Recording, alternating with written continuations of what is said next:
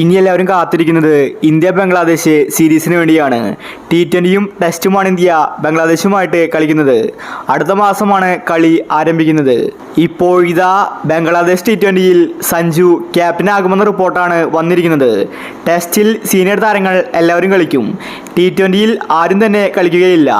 സഞ്ജുവിനെ പോലുള്ള യുവതാരങ്ങളായിരിക്കും T20 ടീമിൽ കളിക്കാൻ പോകുന്നത്. അപ്പോൾ ബംഗ്ലാദേശിനെതിരെയുള്ള ഇന്ത്യയുടെ T20 ടീമിനെ കുറിച്ചാണ് നമ്മൾ ഇന്നത്തെ വീഡിയോയിൽ നോക്കുന്നത്.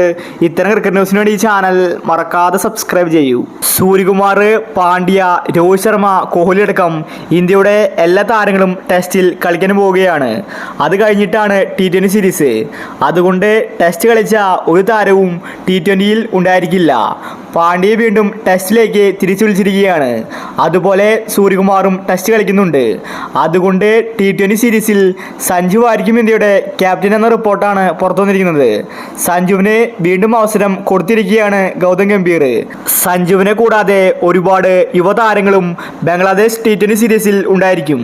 അഭിഷേക് ശർമ്മ, ഋതുരാജ് ഗെയ്ക്വാദ്, റിയാൻ പരാഗ്, റിങ്കു സിംഗ് തുടങ്ങിയ കളിക്കാരായിരിക്കും സിംബാബ്വെ T20യിൽ ഉണ്ടാവാൻ പോകുന്നത്. അതുമാത്രമല്ല IPLൽ തിളങ്ങിയ കൂടുതൽ യുവതാരങ്ങളെ ഈ ഒരു T20 സീരീസിൽ ഉൾക്കൊള്ളിക്കുമെന്ന റിപ്പോർട്ടാണ് വന്നിരിക്കുന്നത്. മുഴുവനായിട്ടും T20 സീരീസിൽ യുവതാരങ്ങളായിരിക്കും ഇനി ഉണ്ടാവാൻ പോകുന്നത്. രോഹിത് ശർമ്മയും കോഹ്ലിയും T20യിൽ നിന്ന് വിരമിച്ചു. ഇതോടുകൂടി ഒരുപാട് താരങ്ങൾക്ക് അവസരം കിട്ടി. സഞ്ജുവിനാണ് ഇപ്പോൾ പ്രധാനമായിട്ടും അവസരം വന്നിരിക്കുന്നത്.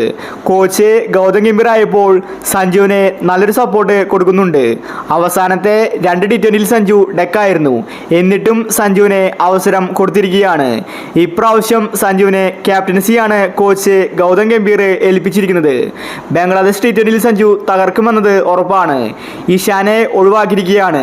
അതുകൊണ്ട് സഞ്ജുവിന് അങ്ങോട്ട് തുടരെ അവസരം കിട്ടും. അപ്പോൾ നമുക്ക് ബംഗ്ലാദേശ് T20ക്ക് വേണ്ടി കാത്തിരിക്കാം.